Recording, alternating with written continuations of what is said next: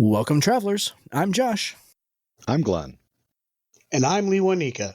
And this is Tabletop Journeys, where we will be your not-so-humble guides on the quest for RPG adventures.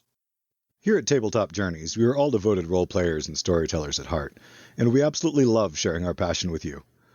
On our show, we feature diverse tabletop RPG systems, demonstrating them through actual plays and breaking down the rules to provide you with tips, tools, and techniques to help you navigate them. We also love bringing the content creators behind these games into the studio to give you a peek behind the curtain with relevant and insightful interviews. Let us help you get the most out of your story, no matter what game world or system you're playing, because detailed settings, heroic characters, diverse NPCs, and a focus on story over rules can make any campaign legendary.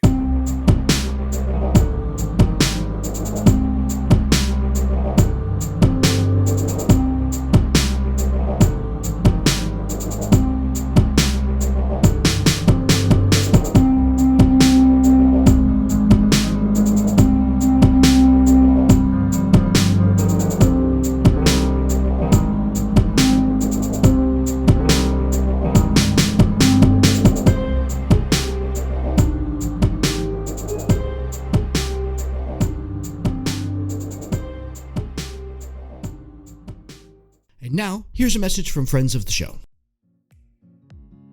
My name is Nick Perrin, and I'm an actor, writer, and game master. And on Tabletop, I talk with an expert game master every week to find out the best ways to run amazing games and tell epic stories. Looking to start DMing? Or maybe you've been a game master for a long time and want to spice up your table? Then this podcast is for you.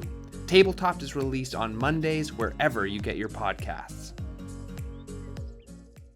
Hi, welcome everybody to tonight's episode. Really excited to be sitting down to go ahead and talk about Big Adventure Game one more time after playing through our actual play and after having the chance to sit down with Alex here. But before we get into that, as always, joined by my two Connecticonian co-hosts, Mr. Lee Wanika Miller, Mr. Glenn Myers, who does happen to be in Connecticut now, if the rumors are to be believed. No, I am in Connecticut. I might object to being called a Connecticonian for a couple of reasons. One, I don't think that exists. I don't think that's a thing. I think you just made that shit up. I think you did too, but I like it. Yeah. But if anything applies to me at this point, it would be more nomadic than one specific state, I think.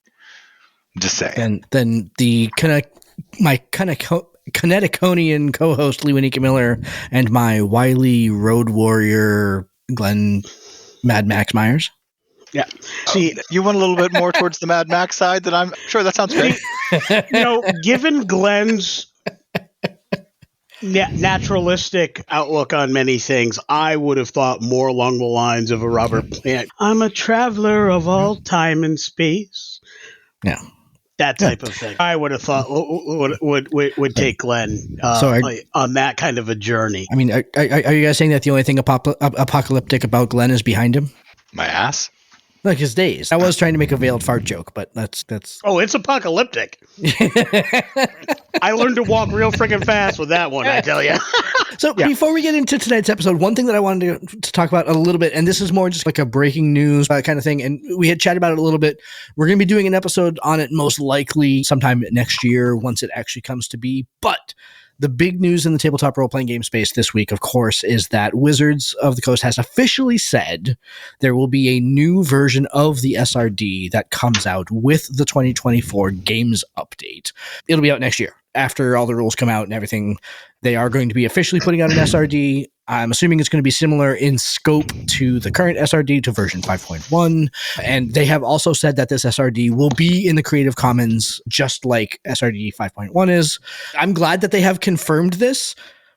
Stories but nothing burger, because I'm not really sure that they really had much of an option to go ahead and do anything other than this. But it's nice at least that they have come out and actually confirmed that, yes, they are in fact going to do this. And they're going to be supporting the third-party community and making rules for the new system. But definitely want to go ahead and say that, toss that out there and say, yep, this is a thing that's going to happen. Yeah, without belaboring it, because we've got bigger fish to fry tonight, so to speak, I will just say that I don't think it's as much of a nothing burger as you might think. I think of it more as a story a little too early in development to get into much detail.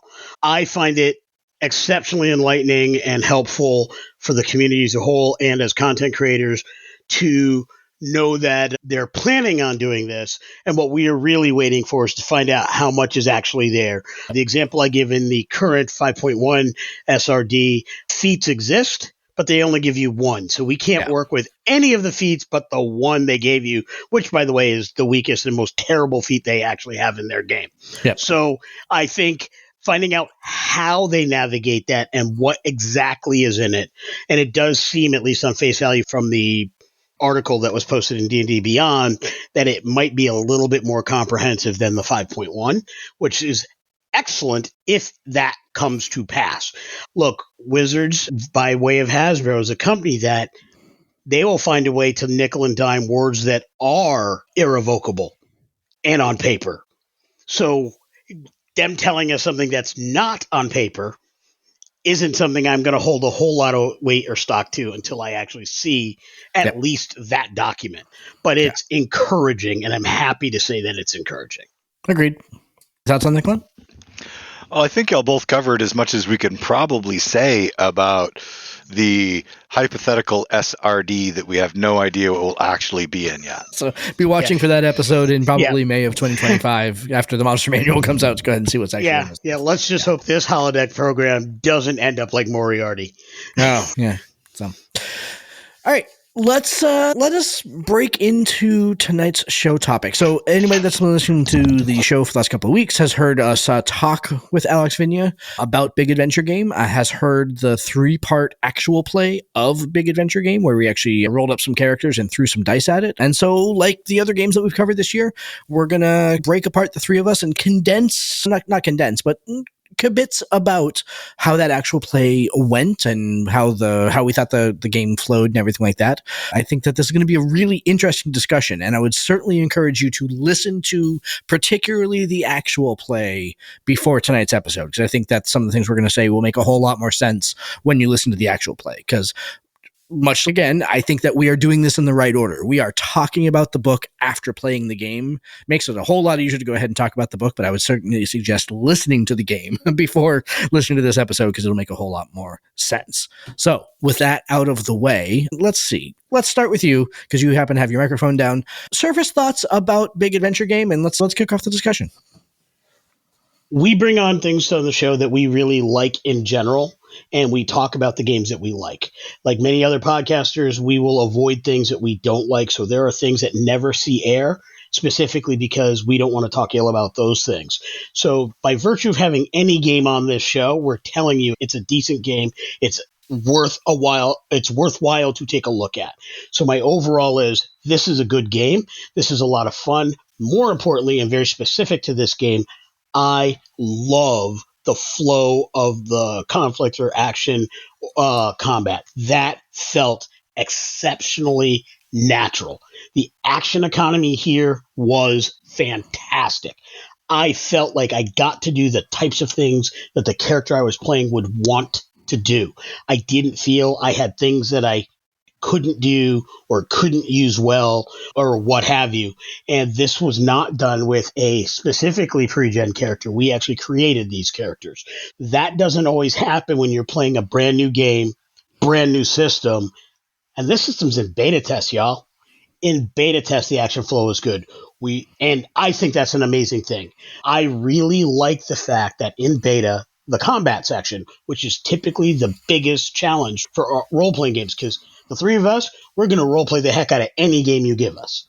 So the social aspect of the game, we're just going to do.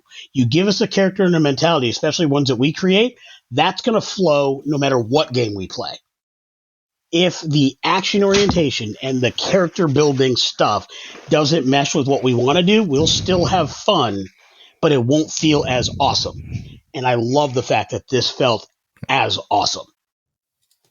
I would totally agree that the action economy shines. It seems like action economy should be a simple thing, because in a lot of games, it's one of the most basic mechanics and first mechanics that you learn. And it's definitely not hard to learn in most games.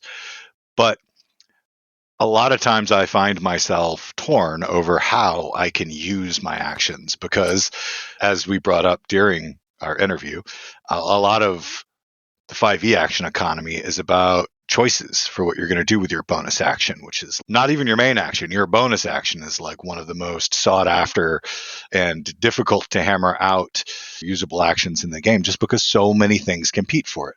So the simplified, streamlined action economy felt smooth, worked well, and allowed me to do things in combat as a predominantly melee character, which I built on purpose to test it out after I'd read them, and still be able to come up with some unique and different ways to use my martial skill during the game.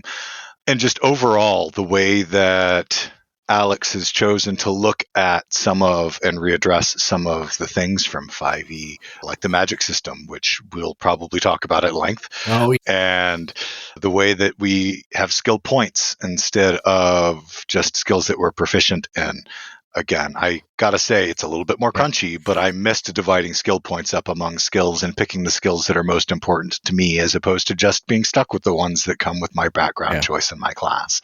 So overall, I really enjoyed not just the gameplay, but I really enjoyed the character creation process. It took a while too. It wasn't a quick character build because I had to read everything, mind you. If I was fully familiar with the game and its features, a character would be much quicker to put together. But when you're going through and reading each feature to decide which ones are the best ones for you, it takes some time. But by the time all was said and done and Zorn was created, he was fun to play. The game was fun to play, and not just the story and the role play between us, although I do have to say that the way that your character, Josh, was related to the imbalance in the world and played right into the whole storyline, that was fantastic. Yeah, I really enjoyed that character. Yeah. And so I want to stop you there for just a second. There's a lot in what you said that I want to go ahead and touch on. And I'm going to start with the action economy bit to start, because that was the thing that stood out to me most about this game system was just how well the action economy balances. The note that I wrote on it specifically here on my little notepad here is that combat has a lot of different and diverse options. So an individual character's turn can take a long time because of that, right? So all of us felt like we were doing a lot of things on our turn. However, because of the power level of the characters, combats only last 3 to 5 rounds at maximum. So the overall footprint of the combat is still small and light. So I was doing a lot of things on my turn, but I didn't have to do them a lot. The other thing that I will say about the action economy that I really enjoyed is that because of the way that it is structured, one of the things that is talked about a lot in D&D 5 and Pathfinder 2 gets called on this carpet an awful lot is the illusion of choice, that you as a character have all of these options, but 90% of them suck. So you will never do them, or they are so situational. We talked about this with subclasses. Like, yeah, this power is cool, but it is so situational. You may use it once a campaign. Why is it my 4th level power kind of thing, right? So a lot of like situational aspects like that.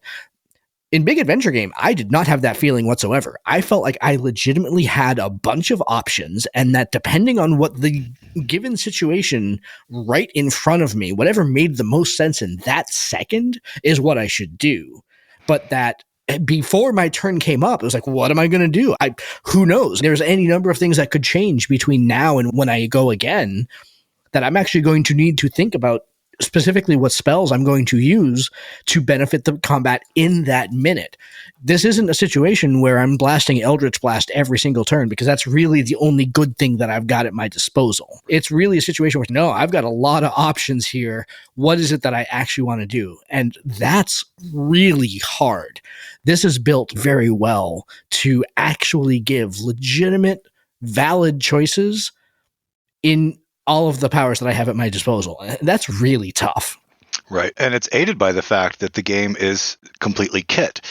So you can take that feature that you may have gotten at 4th level in another game that you're never going to use except for once in a while and not even take it. You don't have to spend your improvement points on anything you don't want.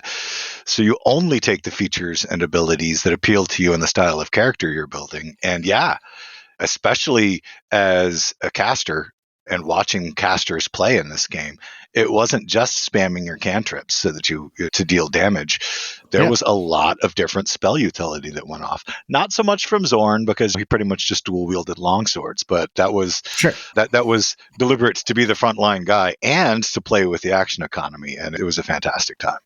At the risk of being somewhat repetitive from what I believe, I'm just not sure if it's going to make the edit or not. At the end of the actual play, I built a character that had a little bit of casting because I wanted to get a taste of that world, because I figured it might be pretty neat based on what I was reading, but I wasn't sure how effective it would be and how it would interact with the action economy, and I was a bit worried about that.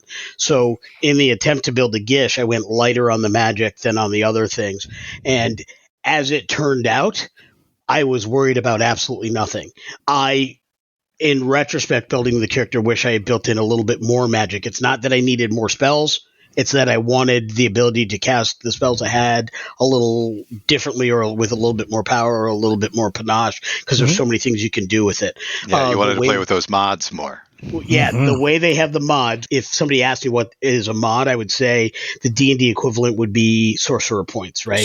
So I can change the way I cast spells, but every character can do that. So if you have magic and you cast spells, everybody can alter the way that spell interacts with the world. In all of the ways possible for that particular spell. Yeah, in all the ways possible for that spell. So if there's 5 things a spell could possibly do, as long as you have the magic ability to do that, the number of points necessary, enough spell points, you can do that. And that means you have any one spell might have 3, 4, or 5 separate options every time you choose to cast it. That's brilliant design. And it just blew me away how absolutely cool that was. To step away from a Vancian magic system is hard in the tabletop world, unless you're going full PBTA or highly even narrative, or World of Darkness away. If you go full narrative, it's easy. If you have any kind of mechanics involved, non-Vancian becomes a lot harder to tweak, manipulate, and challenge. I'm very interested to see how that works in Daggerheart as an example. But my thought process was I was building this character thinking Vancian, even though I read the fact that it wasn't.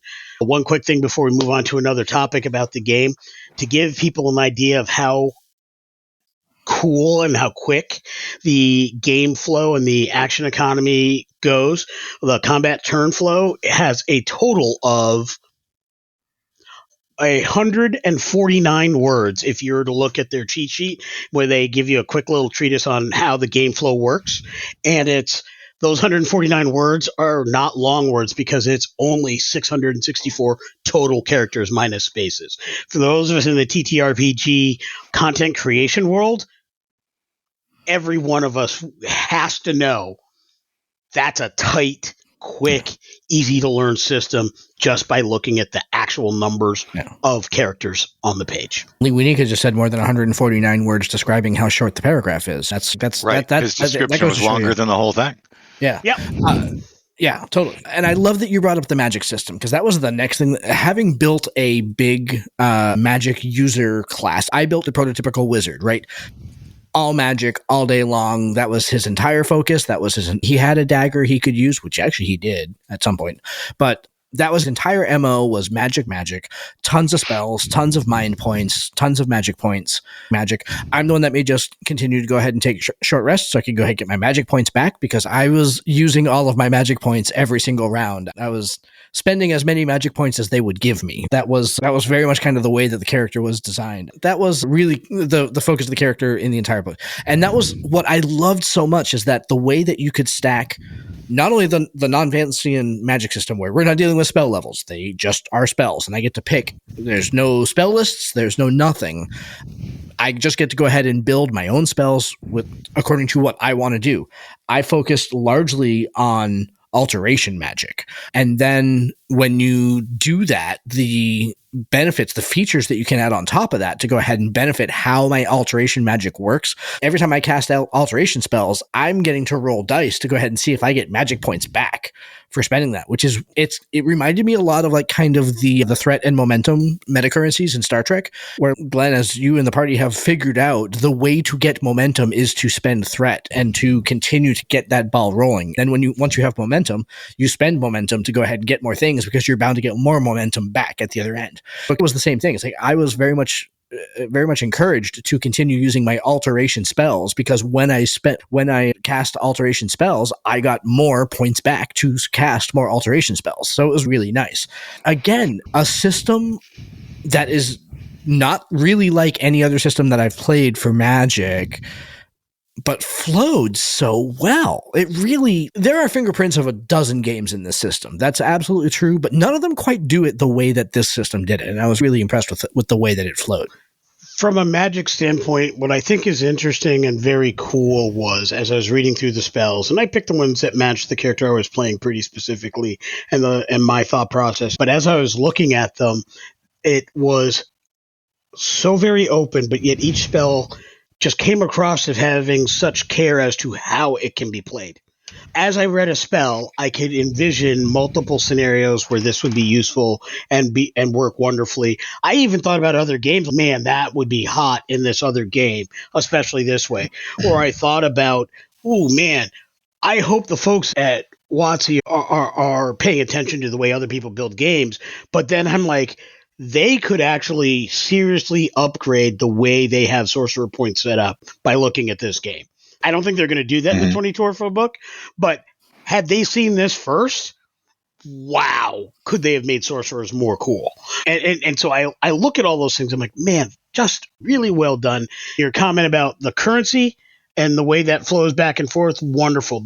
The trick with 2D20 games, what that meta currency is, it is dependent on both player and GM to make that flow, because the GM has to recognize if I'm not using threat, they'll be afraid to give it to me, right? So there's a back and forth that is inherent. If my players are giving me this threat, if I don't spend it regularly and often for the things that make the game cool, they're going to stop giving it to me at any point. And the difference here is, with this Magic system, it is not GM dependent. You as a player control that back and forth flow by your decision to use and not use it. And this is not a diss on 2D20 at all. It's just a different kind of game. But the fact that this is entirely in the player's hand to get the benefit of that back and forth is awesome. There are not many games that gives players of spellcasters that kind of game control over the way their character interacts with the table. Yep. Yeah, I think your point is correct that with Wizards of the Coast in D5 and specifically the 2024 rules, they would improve sorcerers just by doing what this game does with them. And that is, here are all of your meta magic options. These meta magic options have costs. Maybe they're not the same cost, because this one, like, they all cost, I think it was like 2 additional points or something like that. So if I was going to cast a spell, if it's a 3-point spell and I want to go ahead and enlarge it and whatever, then they cost 2 additional points. So give me a pool of sorcery points. Give me all of my meta magic options. As a sorcerer, I can manipulate the weave of the spell enough to do whatever I want to it, as long as I have the sorcery points. That itself is an improvement over the current infinitely so, and is not game breaking, because again, it's all limited by my sorcery points. So I can only do, if I want to go ahead and cast a fireball and I want to enlarge it and I want to cast it from further away and I want to, sure, I can blow all of my sorcery points on that one spell. Absolutely. And then I can't do it again until I regain those sorcery points. That is the limiting factor, is the pool of points. It doesn't have to be access to the powers. And right now 5e does both. Big adventure game is all types of my magic points, so it's all built into the same cake. That's the inherent difference, and why it would be difficult for 5e to copy it, for Wizards to copy it, unless they changed their Vancian magic system. Yeah, they could hybridize for the sorcery points, but overall, there's enough of an inherent difference between spellcasting, the way spellcasting works in these two games. That improvement would help the sorcerer sing better, but it's not going to necessarily help the magic system as a whole. But the sorcery, But I would disagree with that, because the Warlock is already different than all the rest, and that is one of the most favorite classes in the game. So to change the Sorcerer so it's vastly different than the Wizard and plays completely different, use the same spells, but then do what Josh said, give them their sorcery points and let them do all of the meta magic as a class feature, that would work fine. Wizards cast one way, Clerics cast another, Warlocks cast one way, Druids, Rangers, and Paladins cast their ways also. I have no problem with each class casting an entirely different way, even if all the spells at base level are the same. I think that's how you do it. And it actually, to me, makes each class more thematic. Bringing that in would only benefit the sorcerer. It wouldn't be an improvement to the overall magic system of 5e, which is correct. It would only benefit the sorcerer if I wonder if separating out the sorcerer and the wizard in 5e would make the wizard seem a little bit cooler. Yeah, it would make it seem a little bit cooler. I agree. But again, that's the power of Big Adventure Game. I think that there's a lot that storytellers can learn from Big Adventure Game in this regard.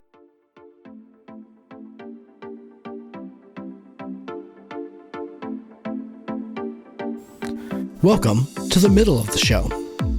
We wanted to take a minute and thank the people who help make this show possible, our Patreon supporters.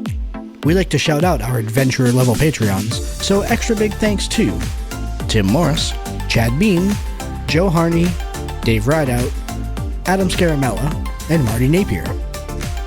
Patreon supporters get exclusive content, free copies of all of our published and unpublished game supplements, early access to episodes, and free invitations to our monthly games. You can learn more at www.patreon.com/ttjourneys. Speaking of our published material, have you checked out all the supplements we have on DM's Guild? We have 2 full books there, The Traveler's Guide to Collaborative World Building and The Traveler's Guide to the Multiverse. And you can combine that with all of our other supplements to help you make your next roll legendary. Go to www.ttjourneys.com/DM's Guild for more information. If you're looking for Tabletop Journeys swag or need a fantastic set of new dice, you should check out Tabletop Journeys Spring Store and our affiliate, Fanroll Dice. You can make your first purchase through Fanroll at 10% off, and every purchase there helps support the show. You can learn more about that at www.ttjourneys.com/fanroll. And if you want to get some awesome t-shirts, hoodies, hats, and other gear, check us out at www.ttjourneys.com/swag. You'll get redirected to our spring store, and there you'll see all the cool designs and great things that we have to offer. These are the same vendors that we use for our add-ons when we do Kickstarters, and we stand behind their products. But the best way you can support the show is to join in the conversations we have all over the internet. Did you love one of the episodes? Did you disagree with something one of us said? Do you wish we would cover more of your favorite game system? We would love to hear it all. Check out our social media links at linktree/ttjourneys. That's linktr.ee/ttjourneys. We can't wait for you to join the conversation. We hope you're enjoying this week's show, so here comes the second half. Don't forget to subscribe to the show wherever you're listening to it, and if your platform allows you to leave a comment or a rating, why not hit the button and show us some extra support? Thanks again for listening. Now on with the show.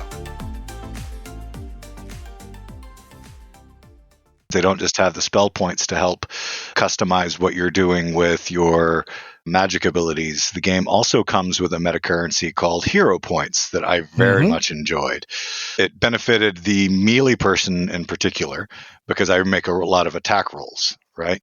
And hero points you can use on any D20 roll, whether it be a skill check or an attack roll, to increase your totals. So you can add, if you have 5 hero points, you can add anywhere from 1 to 5 of them to a given roll to try to improve or change your outcome. And where that really came in handy the most, and where it really made me feel like it was making the most difference in my warrior, was in that with Big Adventure Game, if you tie your opponent's difficulty to hit to be hit, their armor class effectively, I do not remember what it was called in Big Adventure Game.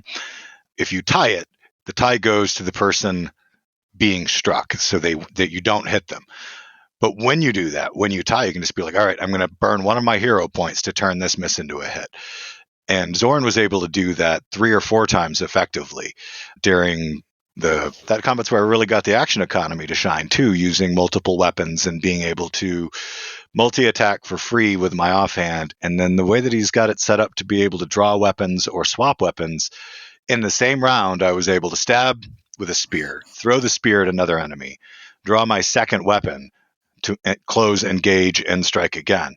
And just the versatility of all of that, plus the hero points, it really made melee come more to life too, as opposed to just being, all right, I just swing my longsword again.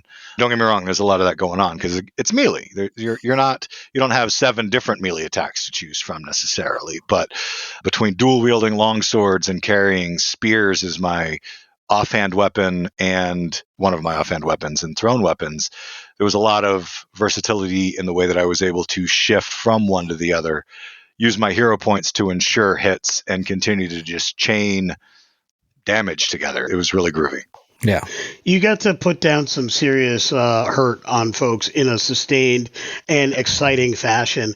I didn't successfully get this specific attack, but the fact that the rules allowed me to try it, and I think I tried it twice or something like that, but I know I did it at least once, was really impressive. For a Gish-type character to be able to throw the spear with one of their attacks, then make their move, and then basically with their second attack, draw the spear out of the person he had thrown it at and successfully attack, and then hit them a second time, that's hot.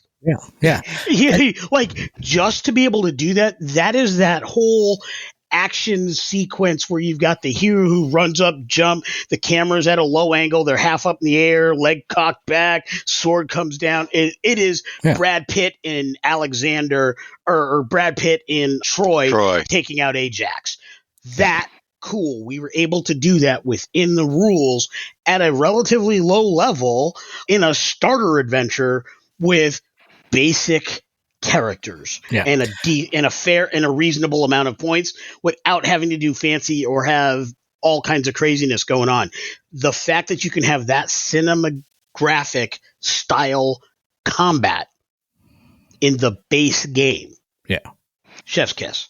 Yep. Love the way the action flowed in this game. Yeah, that's very much where I was going with my point earlier about how, like, we individually got to do a lot of things on each of our turns, which meant that combat didn't last very many turns, and so the overall footprint of the combat takes about as long as it would in any other game. But it felt more exciting to us because we got to go ahead and do more things.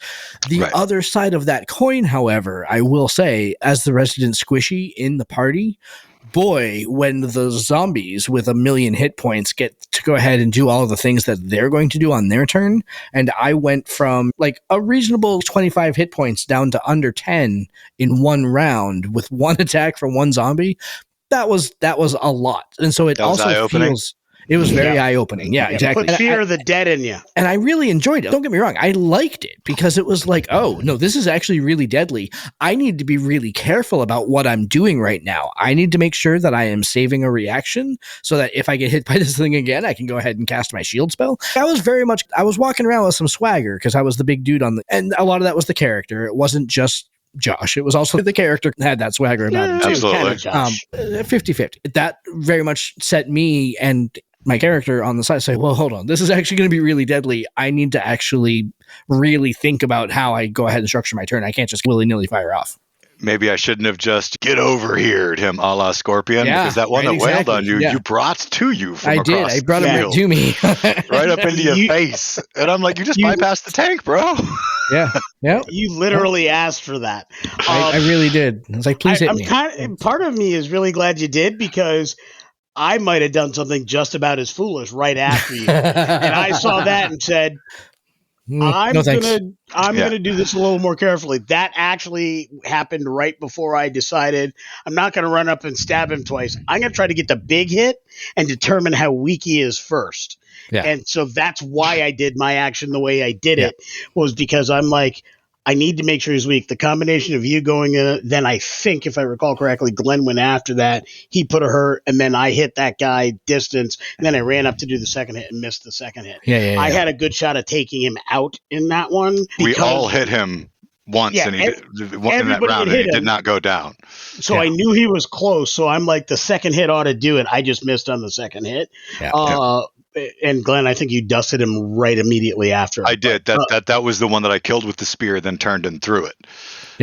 Because we finally got him to the point where I was hoping to do that move the round before, but he did not go down. Yeah, he was tough. And as the resident non-squishy, the peril was real because you don't have 85 hit points. You've got a solid pool as the tank, but I didn't have a giant hit point pool to draw off of. And I had to be healed and enjoyed our short rest for healing, for HP recovery as well, or I probably would have dropped / we would have had to take a long rest before the day was done without it. Because in that combat, I was down to below half hit points as well. Yeah, I love the fact that when you're in a game, especially a high fantasy game that is conflict centered and combat as a primary pillar of the way things goes. I love the fact that you feel endangered. When we did Aliens, what was one of the best things about it, despite the fact Josh scared me so bad I barely slept for a week afterwards? One of the best things about it was the fact that we legitimately felt jeopardy. In addition to caring about the NPCs that were lost and involved, we felt the jeopardy, like we may not make it out of this thing. Right. And well, I knew I wasn't. More than likely. Aliens, you plan not to make it out of it. Exactly. And when you go into this, when you go into a lot of high fantasy games, especially if you've played 40 years of D&D, you go into combat certainly at the lower end, say, unless you're playing first edition, I'm probably going to make it through this, right? It's rare that a DM, unless they're being a dill hole, purposely going to take me out. Circumstances may happen. A die roll may go not your way. But generally speaking, starter adventures don't take players out, right? There's no real peril. So that structures and changes how you play. No matter how cool it is, it changes how you play. When we hit that moment, and that happened to Josh's character, I'm like, my investment was big up to that point. My investment became wholesale focus. You're playing a game, especially when you're virtual, you look around, there's a light outside, cars driving by, you can do this or whatever. I don't think I looked away from the screen or my character sheet after that moment for the rest of the game. Yeah. That focused me 100%. The excitement of the conflict, the realization that this game has mechanical stakes, not just narrative stakes. Perfection. Yeah. The next thing that I wanted to touch on, and again, Glenn, I'm going back to the comment that you made like a half an hour ago now, when you touched on a couple of different things I wanted to touch on, was the character generation process. I also really enjoyed making my character. First off, that I'm glad that you sent us the heads up that, hey, this took me a couple of hours to go through. And I know you said that you read through everything in the character generation process. Did you come into the character generation process with a concept of what you wanted to play in mind? Or did you come in, nope, I'm just going to read the rules and feel it feels cool? I had two concepts when I started, and they were both based off of features that I read on my first read through. Oh, wow. Okay. Features and mechanics that I read on my first read through that I wanted to check out. One of them you played, and that was the Blood Magic caster. Yeah. Because Blood Magic was such an awesome feature. It's such a cool able ability. to use your own hit points for your spell points. I loved the narrative flavor of that. You got to dip into your own life. And the other one was the action economy and dual wielder. I wanted to see how a dual wielder would play, because I'm going to be honest, I don't play melee classes often, or that often, because I have not until this point, and a few others since then, found games where I enjoyed the action economy for a melee character. As an example, I used to love dual wielding rangers, but with the way that 5e's rules work and the constant competition for your different abilities to use your bonus action, you lose the ability to do a whole bunch of ranger options if you're using your bonus action for an offhand attack. Having your offhand attack be focused on your bonus action, given the action economy of that game completely made it unusable, in my opinion. And I really wanted to see if, not going ranger, just on my own, I could create a dual wielding melee character that would have more to do in combat than I swing my greatsword.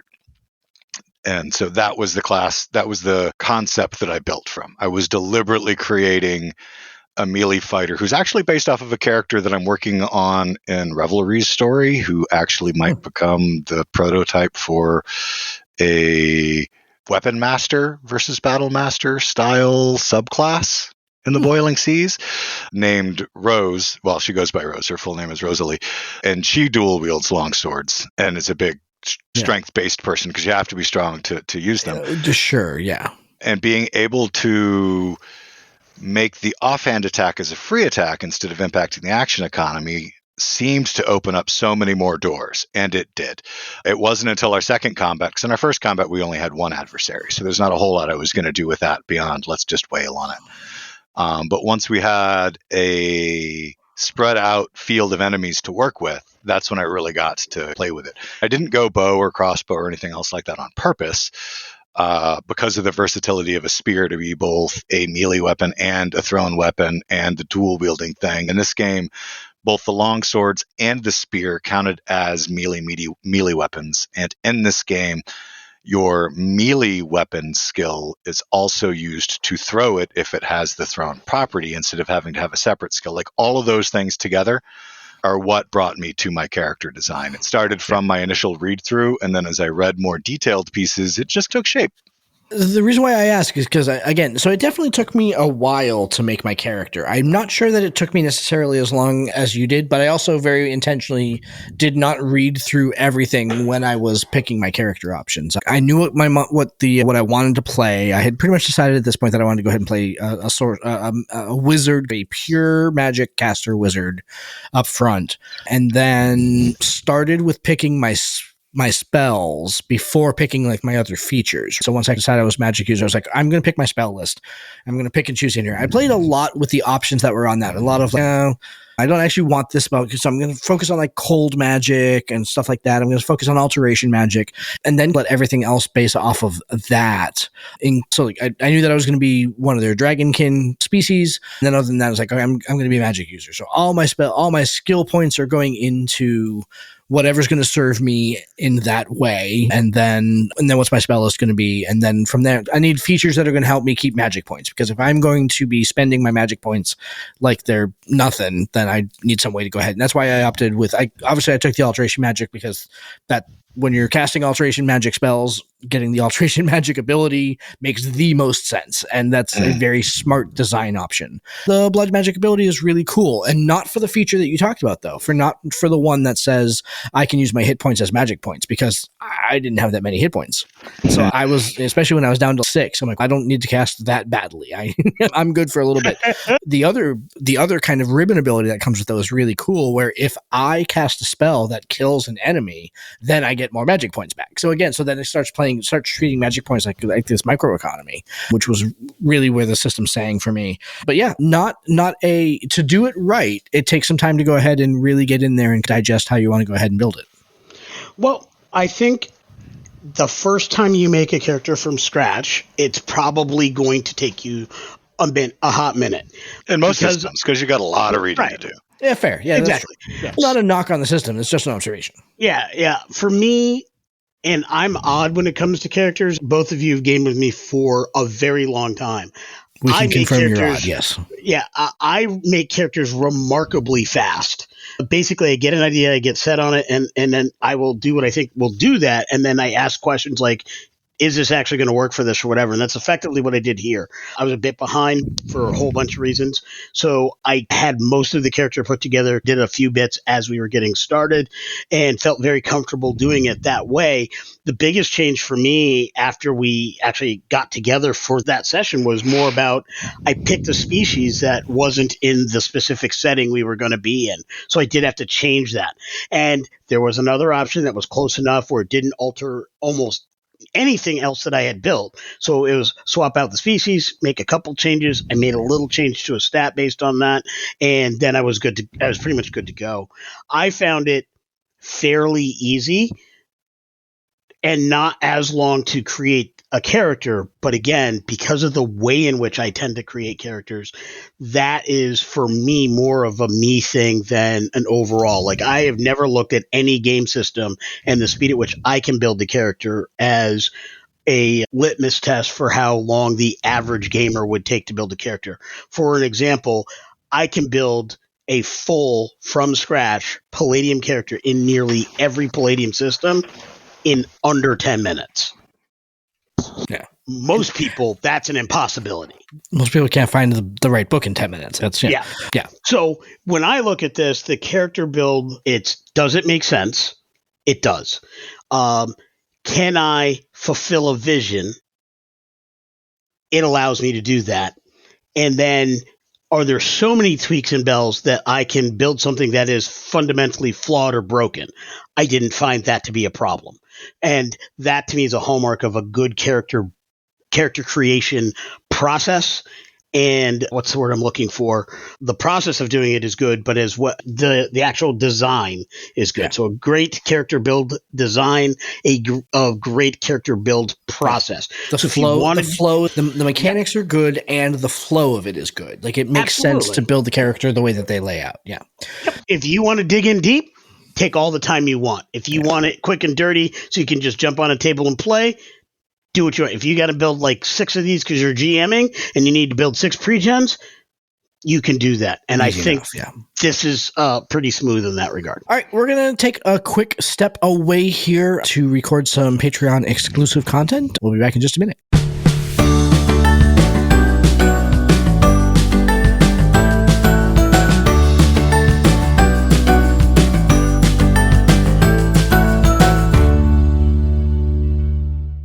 All right, we are back. Thank you very much to our Patreons for helping us support the show. If you would like to get your hands on the exclusive content that we just recorded and help support the show, you can always go to www.patreon.com/ttjourneys.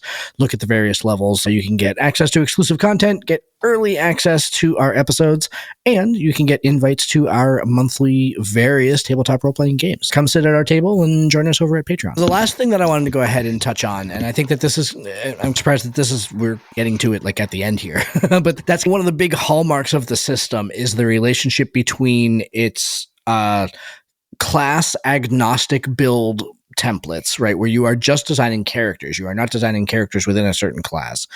And its combination with the way that it allocates skill points, and that the way that you allocate your skill points fill out everything about your character, right? My ability to cast magic had everything to do with the amount of points, the amount of skill points that I spent, not even so much in my magic attribute, but also in the way that I allocated my skill points in other things, and just the level of customization that you are able to do in that sort of a system was really impressive. Just like pretty stupidly impressive, actually. Again, a huge kudos to Alex and his creative team on how they made this work, because I've played other kind of like skill point based systems before, and they don't seem to sing as well as this did. This really, as the single point of focus in terms of advancement, where when you level up, when you get improvement points, and you can basically spend them to get a single attribute point, or you can spend them to get skill points, you can spend them to get new features. It really gives you the options of what is most important to my character right now. How do I want to spend this to go ahead and to improve it in my own flavor? I think that was really fantastic and very well done. I absolutely concur. I thought the skills were just robust enough where I felt a level of comfort with having skill options again. I've been, since I started playing 5e, a vocal detractor about the 5e skill system. I didn't like the fact that it doesn't specifically advance my choices. I didn't like the fact that it is so limited for options. I've gotten used to it. I deal with it. It is not this is why I don't play kind of thing. It's just something that I don't find particularly fun about the game. It is specifically why I love Palladium games, because of the breadth of skill options. But I also agree that is not necessary for most gaming tables or most games. So there's got to be a happy medium somewhere. STA does the whole pick your focus, so you've got a lot of choices and you can do things there.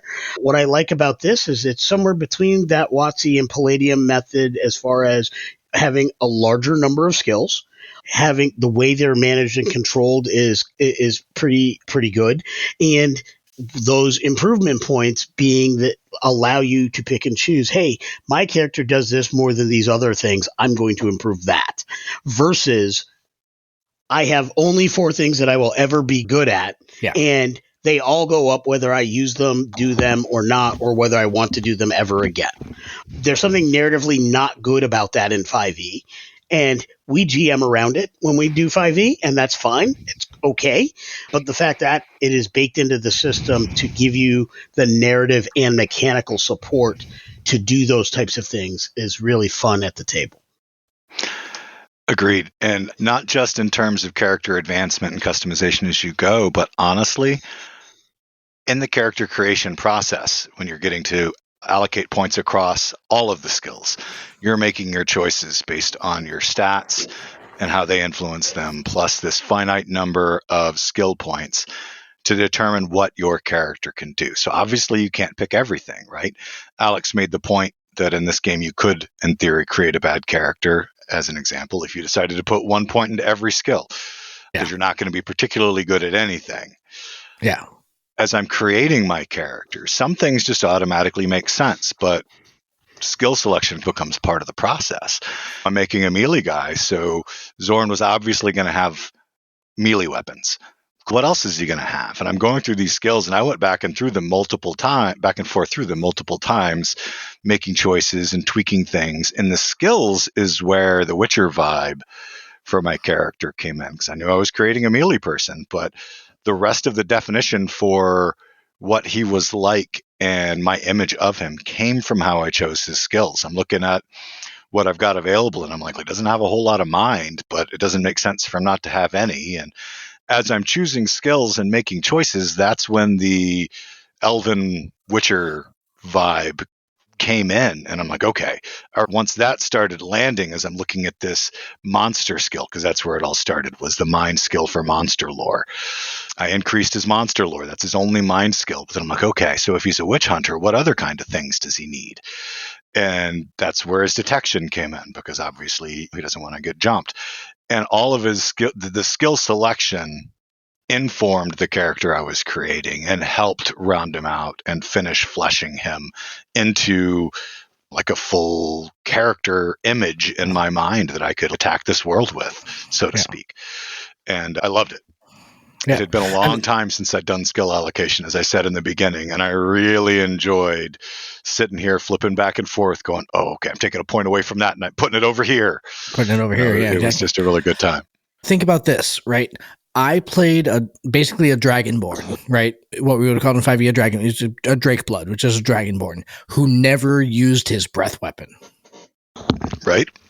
That goes to go ahead and show you what the skills and how you're spending your skill points and how you're creating these characters with so many options. That's how important all that is. I always had it in my back pocket, and if I'd ever run out of spell points, that would have been an option, but I never needed it. All right, that is our show for tonight. So let's see. Star Trek Preservations is off and running again after a little hiatus here in season 2. In fact, we just finished episode 4. That was a good time. That was a really good time. Yep. So I'm really looking forward to that. Next week on the show, we're going to be getting back into, I know we talked a lot about kind of wizards and D&D, but we're actually going to be getting back into some traditional D&D content next week with the new adventure Vecna, Eve of Ruin coming out. We're going to be talking about it next week on the show. Seriously, go to spellbookgaming.com, check out the rules for Big Adventure Game. We would love you to download it and play it yourself and tell us what you think. By all means, we want to hear how your experience was. Tell us what you think about our actual play, and go throw Alex some love. He's a really talented game writer. This is the second time we've had him on the show, and really excited to see what he's doing next. To Alex, I say this: game design on point, narrative strong, great, wonderful human to speak with. Yeah. Thank you very much. We didn't get into the setting guide. The setting that he's writing for this is also really interesting. We didn't really touch on that at all this episode, but you got to check that out too. The social landscape of that was a good time in our actual play. And if you enjoyed listening to Big Adventure Game and this sounds like your cup of tea, don't forget that right now, while it's in beta, you can download a copy for free and get busy playtesting. And hey, send Alex some feedback. And he updated. All right, everybody. Thanks so much for listening. Appreciate your time as always. And again, we'll be back next week with our discussion of Vecna, Eve of Ruin. Really looking forward to that. Until then, have a fantastic night. And we'll talk to you then. Later. Good night, all. Thank you for joining us. This has been Tabletop Journeys. We would love to hear your feedback on our show today. Join us at www.ttjourneys.com, where you can subscribe to the blog to leave comments and see all the content that we publish beyond the podcast. You can also stay in touch by subscribing to our Twitter, Tumblr, or Instagram at TT Journeys, joining our Facebook group, Tabletop Journeys, or by sending an email directly to podcast@ttjourneys.com. Our full episodes come out every week on Friday, and every Tuesday features actual play and gameplay showcase episodes. Looking for early access? You can support the show and get episodes before everyone else at www.patreon.com/ttjourneys. Check it out today and see all the awesome benefits we bring to our supporters. Lastly, if you're listening to us on Stitcher, iTunes, Podchaser, Spotify, or Audible, we would really appreciate it if you would like and subscribe to the podcast on that platform. Thank you for listening and for being a part of our growing community. And we bid you fair tides, friends, for legends await.